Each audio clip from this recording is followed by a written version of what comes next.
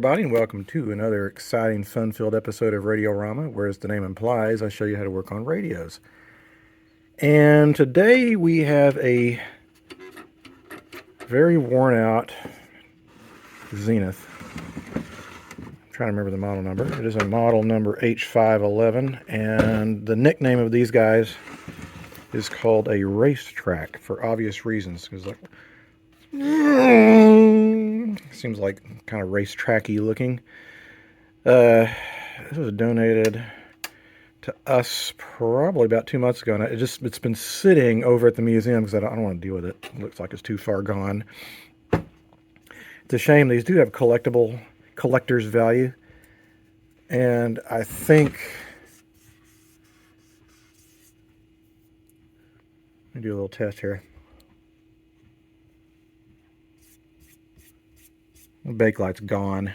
It's beyond gone. Like it's someone either cleaned the crap out of it or it just sat out in the open. But this, you can't revive that finish. It's interesting because they put really thin backs on these, and this back is really well preserved, even though the rest of the radio kind of looks like crap. I didn't look up when it was made, but it's pre-1955 because we don't have any civil defense markings on the dial. Looks like the dial string is still intact. The cord is cut, so I have no clue whether it works or not. Being a Zenith, there's a better than average chance that it will. Post-war, Zenith started kind of upping their quality. The quality started to go downhill right before World War II because they made a bunch of dumb mistakes. The worst I remember was, well, I didn't remember it because I wasn't alive then, but from what I've run into, some of their radios would use a 6x5 rectifier, and the tube would fuse together when it shorted and take out the power transformer, which was a huge headache for them. I think they wound up having to replace a bunch of transformers under warranty. Anyhow, it looks like the brass flate here is loose and dangly. That's not good. Like I said, I don't know if it works or not. I don't really care if it works or not. I'm assuming probably the electrolytics are shot and they need to be replaced anyway. So the first thing I'm going to do is carefully remove the back. And by the way, I have an extra one of these sitting around here, so I'll put that up here. And that way I'll have a full set. I always lose these things, so hopefully I won't lose it this time. Alright, so let's see what's going on in here. Looks like this might be a earlier run of this model. We have an octal tube. Early 50s, a lot of the octal tubes started going out of use, and they were replaced with these miniature tubes. That looks very, very not good around that base. What is this? This looks like it's the rectifier. That tube looks like it's had a lot of use.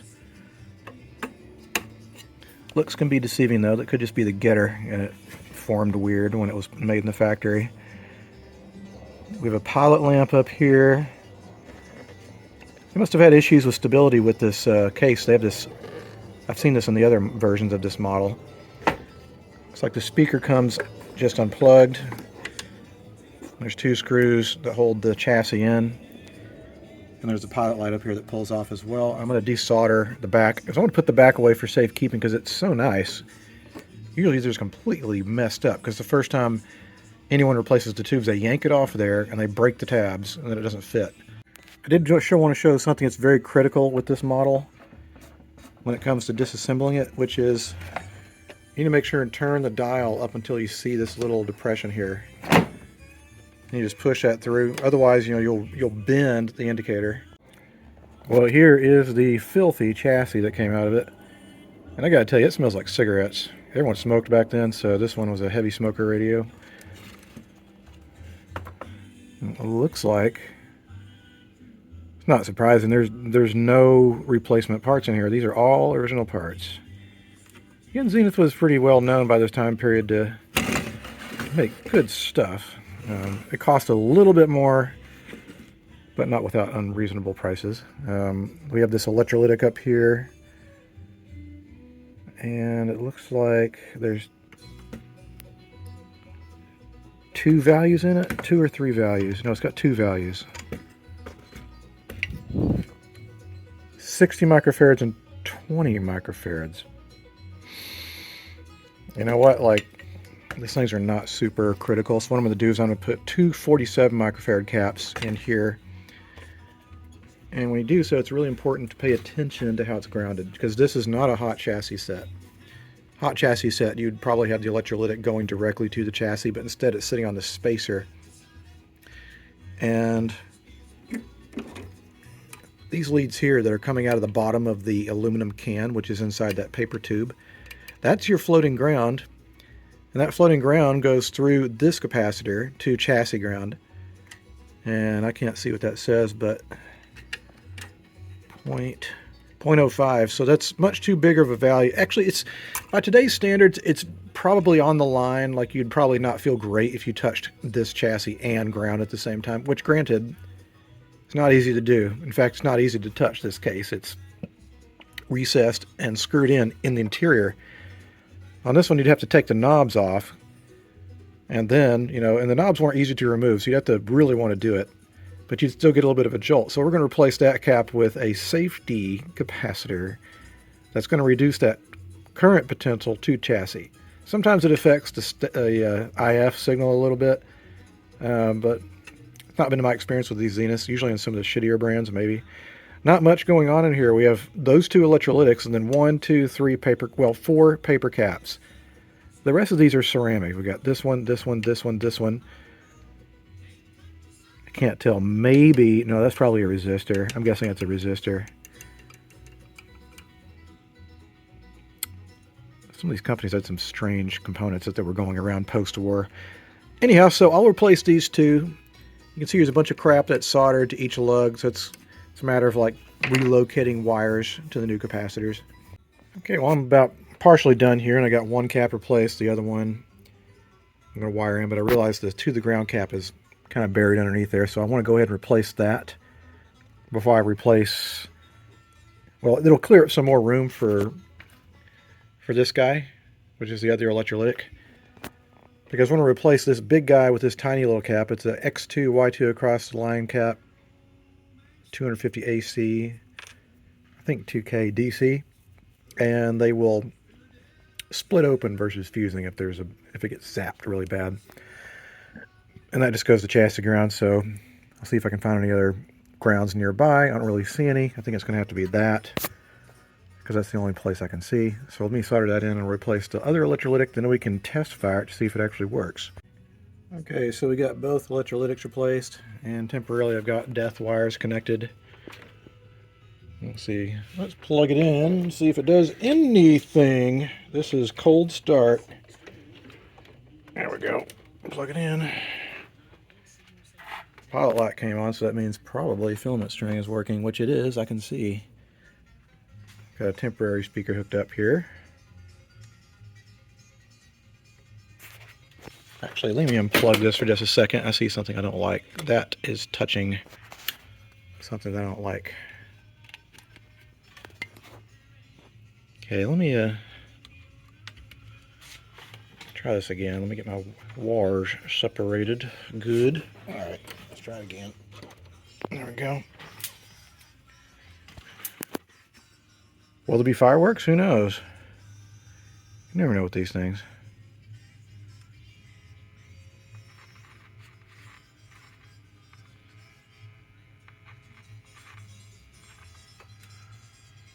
Well, seem to have zero. It's either zero reception or I've got a bad connection here. Could be a dirty tube socket.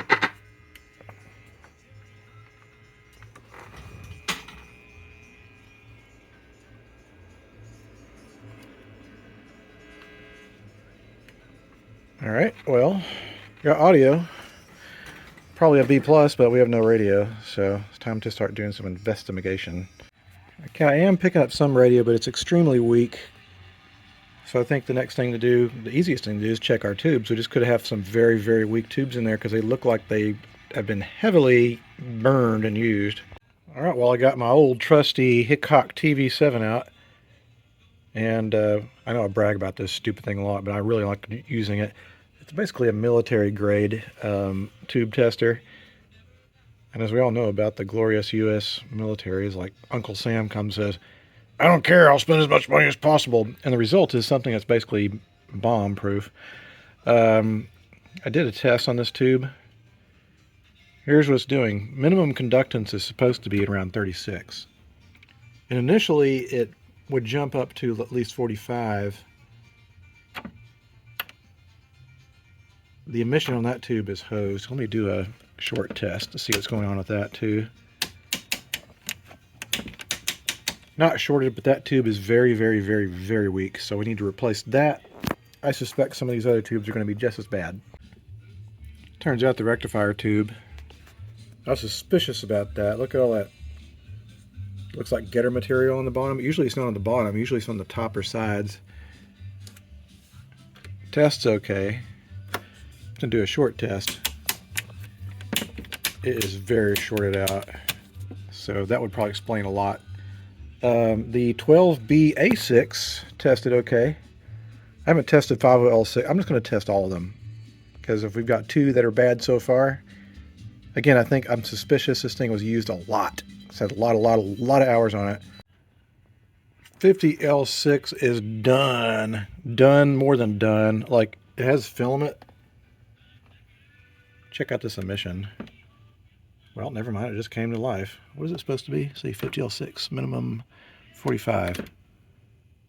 Still don't trust that. It took forever to come up. Let's see. Is it shorting? Nope.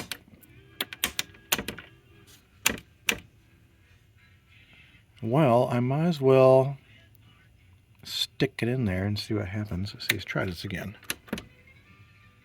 I'm as happy as a clam. Maybe it was a bad contact. The tubes are very dirty as far as the pins go. All right, well, Lady Luck, grant me success. Let's see. Get that stupid pilot light away from there. So we had a couple of bad tubes in this thing. I'm not sure if that's going to fix it, but we'll know shortly. Probably, maybe. Is the speaker connected properly?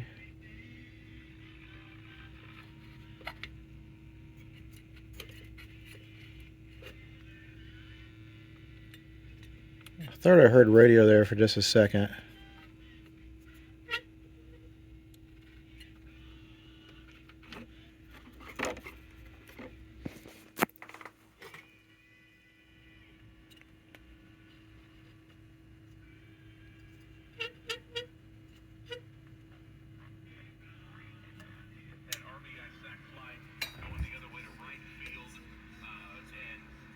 Yeah, I hear a baseball game, but I'm not really hearing much. You know, the other thing too is like I wonder, kind of wonder if the alligator clip is shorted or something. Yeah, welcome to day 2. Working on the Zenith. I didn't get too far on this yesterday because I ran into some issues. The audio seems okay, but the RF, or not RF, the IF signal seems to be a little bit weak. Now, we still have some nasty old paper caps in there. That could be a problem. Could also be some contact issues because dirt and dust bunnies and the tuning condenser fins. A whole bunch of other things. Maybe a dirty volume control pot. I don't know. I'm going to do a few basic things. I did test B+, and B+ is nice. We're good there. But I am going to do some basic things. Probably go ahead and replace the rest of the caps, and then if it's still having an issue, it's going to be time to get out the diagnostic equipment like the signal generator, see what's going on. Okay, so I replaced the rest of the capacitors, and the signal is still very weak. So much so I'm wondering if the alignment is just grossly out. I've got my RF generator. I'm not hearing a signal. Try adjusting these.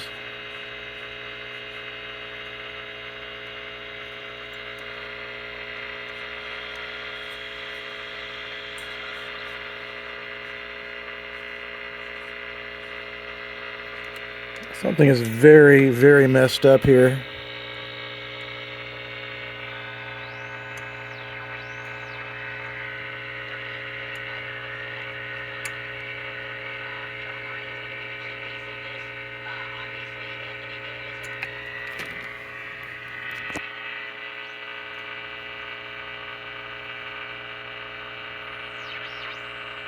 There it is.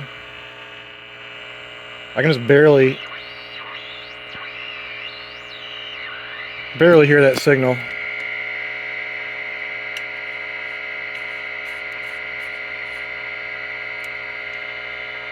But I know this is really annoying.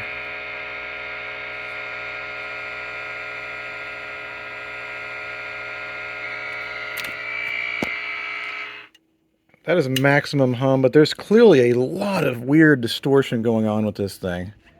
Very odd. Well, I think I found the problem. This IF can has a short. How do I know that? Because I was still trying to run a signal through it and suddenly it started to smoke. And so clearly the radio's not going to pick up anything with a smoked IF can.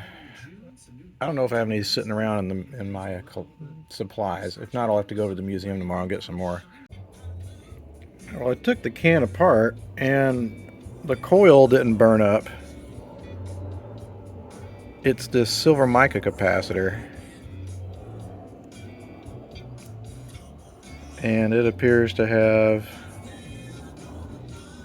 two connections. I need to figure out what the value of that is. Maybe I can fix this thing. Alright, so I looked up online what sort of value should be looking at, and it's around 100 puff picofarads. That said, I'm looking at this up here.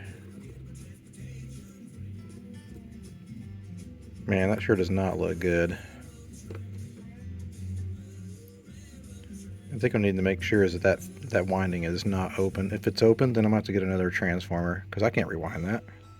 Okay, so luckily I was able to put these new caps in, and this top toasted area is not open. Luckily, it's totally fine. So I'm gonna put this back into the can assembly, which is over here, and remount it into the chassis and wire it up. See what happens. All right, so I put that transformer back on there with the new capacitors. Now, whether it'll work is anyone's guess, but we're going to try it anyway. Could be dramatic fireworks, you never know. Alright, here we go, let's turn it on. Get that out of the way. This is the one that smoked, I think. Make sure it ain't going to do more smoking.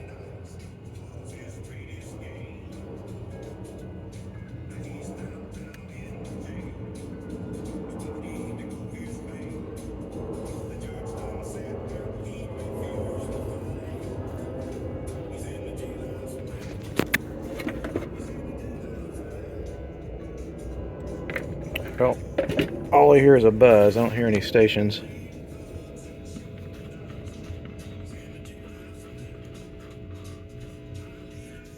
Then again, that thing is probably so out of whack I need to readjust it. Well, it did exactly nothing, so there's other shit wrong with it. Part of me is thinking, you know, the case is in such bad shape. Probably needs a new custom job, which means, or paint job, meaning the collector value is basically zilch. But I really don't want to throw this in the garbage, so what I'm going to do is I'm going to salvage it. What I'm going to turn it into is essentially just a music player. I know a lot of people are probably looking at me right now or thinking, what? You're not going to restore the AM radio? It's like we basically have to prepare so many of these things for every single event that I can't save all of them in their perfect, original, pristine condition. Actually, I'm just realizing something. One of the leads, I think, is up against the chassis here. Let me see about that. Alright, taking all the brass pieces off. They're held in by little twisted pieces. This is basically these little pieces of brass in the back are twisted through these little slots here. You just have to untwist them with some needle nose pliers. So I'm going to take this over to the sink and clean the crap out of it. Okay, what I did is I took this thing over to the sink in my garage and cleaned the crap out of it with Simple Green, and then I went over with rubbing alcohol, taking all the trim off of it, and the wind is blowing that direction, so I can blow it. We'll spray it this way. By the way, I've got my visiting duck companions who are back. They're hanging out near my truck right now. Anyway, I got this a nice forest green I've had for a while. I think that'll look nice on it. I could just sense the anger coming over YouTube where people are like, no, you can't do that. Well, I am going to do it. I'm going to paint it and make it look a lot better versus the messed up bakelite that someone so ruined years ago. Whether it'll ever work as a radio again, I don't know. Maybe I'll put some more effort into it. But what I'm thinking now is due to the poor quality of the finish, the poor quality of the brass and everything, most people that get stuff from us, they just want to listen to music. They don't want to listen to AM radio. So be it. Anyway, I'm going to go ahead and spray paint it. And what I do is I tend to go over it with broad sweeping strokes, and I warm up the can in a little bit of warm water. So I have this little thing of warm water here, and I let it sit in there for about 5 minutes. That makes the paint flow a lot better. And also make sure and shake up your cans really good. The ducks have returned with a vengeance. Seems like they come in early in the season, they come like later in the season, and they're both really hungry at the same, like basically every time they come. Anyway, I'm not going to try to get and disturb them, but the radio turned out pretty good. I'm trying to actually, I'm starting to find out the Rust-Oleum, traditional Rust-Oleum works a lot better than some of these fast dry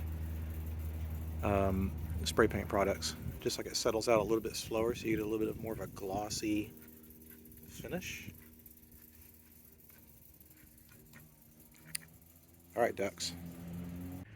Well, welcome to day 3 working on the Zenith, and last night I was about ready to say, oh well, I guess it's not going to be a radio, it's just going to be a music box. But I found an extra one of these.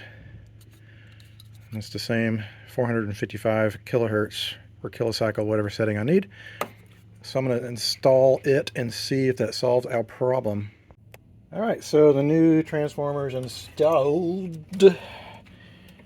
Will it work? I don't know. Maybe. And we're off for the races. Everything is starting to warm up.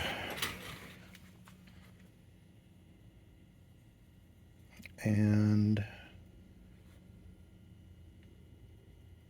so far no sound.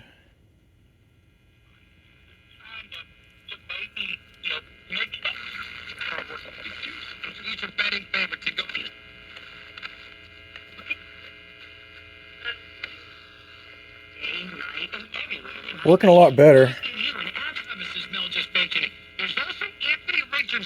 But probably I really got things out of alignment yesterday. So I'll need to adjust the alignment.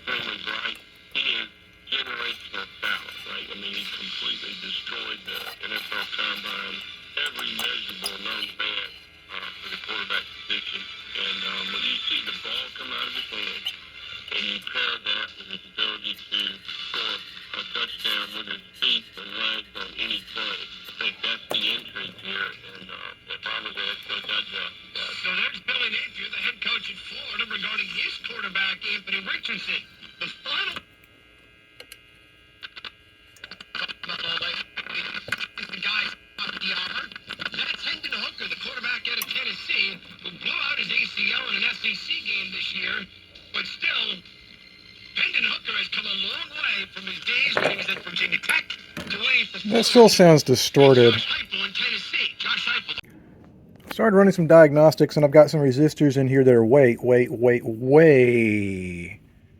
out of spec. You know, usually it doesn't matter if they're off a little bit, but if they're off a ton, like a major amount, then that can be problematic for sure.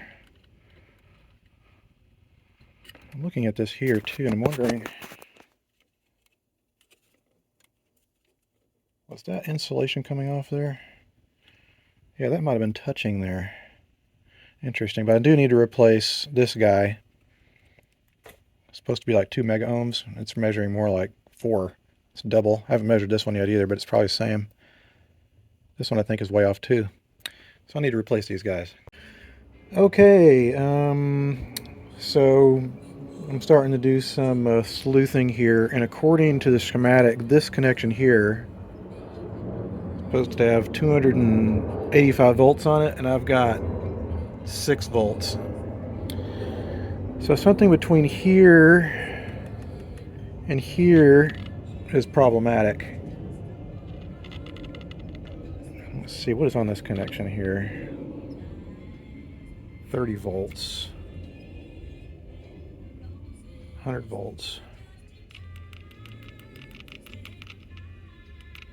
Makes me wonder if this resistor is fucked. Let me measure it. All right, that guy is measured open. So there's no juice coming from B plus getting to the output. So that makes sense. That's why my signal is so weak for radio in general. So let me replace that guy and see what happens. All right, welcome back to day, I think, 4 of working on this guy. And this is a quandary for me. It's interesting that I'm getting stumped by this. I've gone through the schematic and measured all the pin voltages, and they're all either on the money or pretty close after replacing that one resistor. It's still not working right. I've got very loud audio. Like if I touch the volume control, it's super loud. The only other thing I can think of that might be problematic is that this IF transformer, it seems like the adjustable slug in the middle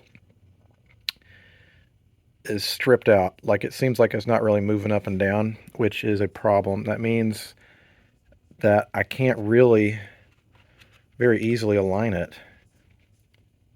I've tried to fudge it a little bit, but I can't get it to like behave. And so I think I'm going to have to make a decision here. This may in turn actually wind up being a audio only device. I don't have any more of these transformers on hand, and I don't think I'm going to be able to repair this because I think they're just literally made out of cardboard, like threaded cheap cardboard. So it's really aggravating. I've spent quite a bit of time trying to get the radio section to work, but it's not doing it for me. And if I have to be honest with myself, and I know this is probably going to make a lot of collectors unhappy to hear this, most of the sets that our organization sells for raising funds for the museum are bought by younger people who just want to listen to their music. Like they'll never actually listen to the radio. And hence I'm making an executive decision now. It's going to be a audio only device. I've spent 4.5 days on it so far, and everything on it again measures the way it should, but I think we've got a damaged transformer here, physically damaged. I've never encountered that before, so it's pretty unusual. It makes me wonder if someone came in here and tightened it down so much that they stripped it out, because they were both way out of whack. Like I had to back them way out just to even get a buzz from my generator here. So with that, I think I'm going to essentially disconnect whatever IF string was coming to the volume control, and I'm going to run audio directly in. There won't need to be a switch or anything like that. But just like with all of these, we'll need to make sure and have a safety isolation transformer to ensure that whoever is using it isn't going to potentially shock themselves or even get a little tingle if they were to, for some reason, grip the end of the incoming audio cord and touch ground at the same time. So it is what it is. I can't win every single time. I'm sure someone that's a lot smarter than me is looking at this right now and saying, you didn't do that. You're probably absolutely right. I agree. But I'm gonna let it drop, and I'm gonna continue on. Okay, so the audio has been added. We have our isolation transformer. We have our audio cable coming in, going to this Bluetooth device, and I know a lot of people in this hobby are like, I hate Bluetooth, but it's practical. These things are like $10 or something like that. And so now I've got audio running through it.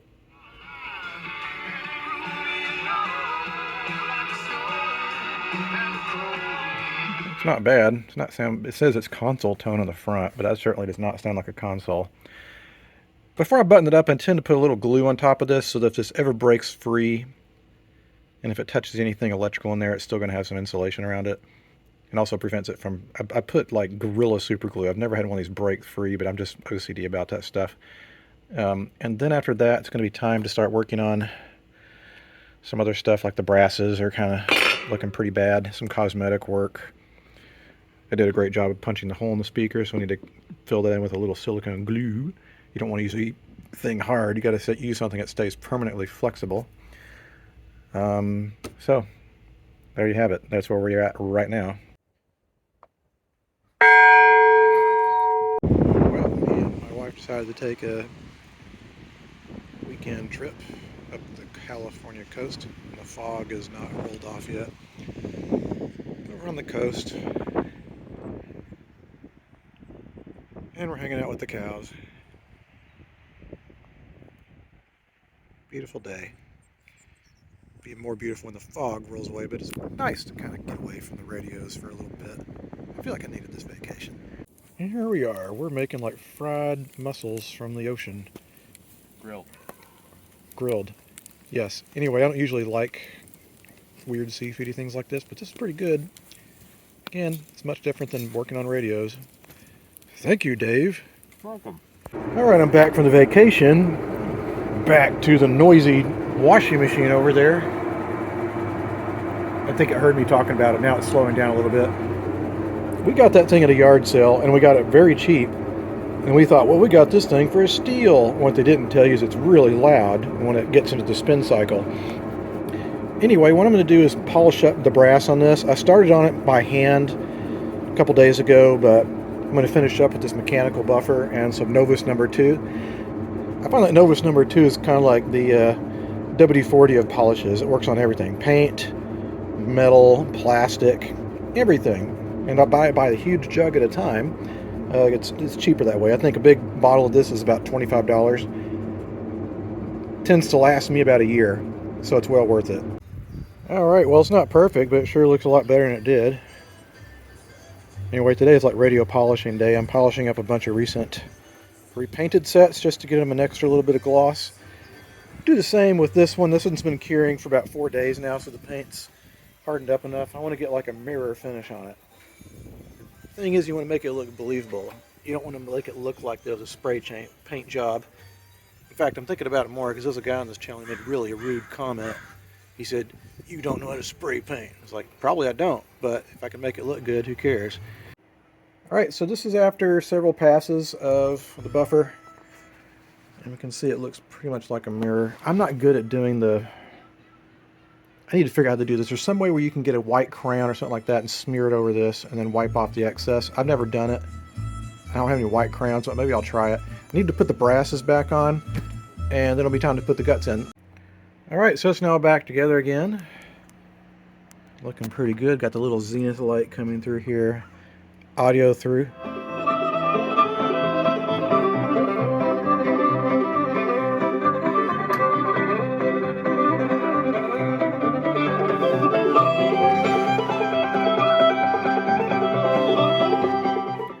Probably YouTube won't pick up on that. That's a live broadcast coming off of my hometown radio station in Knoxville, Tennessee. If any of you like Americana bluegrass, blues, you name it, Americana, it's WDVX or WDVX.com. They have a live simulcast that happens on any number of radio applications for your phone. Anyway, a little plug there. I think they do a great job, and unlike a lot of other stations, they operate on a shoestring budget. So give them a call, make a donation. Thanks so much for watching, guys. I know that this is a little bit of a disappointment for me, probably for some of you as well, in that I wasn't able to really get the radio working, even though if I'd really tried, I could have ordered another transformer or tried to repair another one, which I did not do. So I know, I hear you. But I do think that this is going to make someone very happy. It's got a very great, unique design. It's very stylish looking. It sounds good. And so I think it's going to find the new home with somebody. We'll see. Thanks so much for watching, guys. And until the next time a radio comes across my workbench, I'll see you guys next time. Adios.